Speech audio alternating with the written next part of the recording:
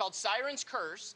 It is a tilt coaster. So we're going to leave the station here. We're going to go up about 160 feet on the lift hill as we're going up. It is a beautiful morning in Sandusky, Ohio. Everyone excited back here? We got a whole train full of people.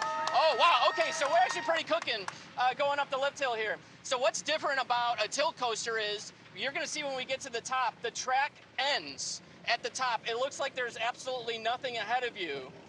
And there's this claw that's going to come up and grab the back of the train and lock it in place. Oh, look at this view, guys. I don't know what you're seeing right now, but it's beautiful up here. So it's going to pause here, and you're looking down at nothing. And the entire track is going to tilt to a 90-degree straight-down angle. Oh, I am like, this is a weird feeling right now. There's nothing off to my left. I'm told I have to hold on. So here we go. Waiting for that locking to happen. Oh, the train's shimmying a little bit. And oh, here we go. All right, it is tilting. We are tilting straight down. Look at this. Wow, full. I want to put my hands up. I'm told I'm not allowed. Wow, all the blood is rushing to my head right now as you're looking straight down, just waiting for that moment to go. Are we? Ah! Yeah! We're going to go upside down twice on this. Woo! Oh, woo!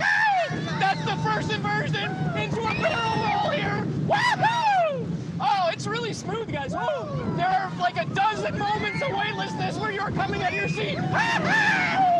That is Cedar Point's first underground tunnel, if you can believe it. This place has been around for 150 years. The first tunnel they built. Woo!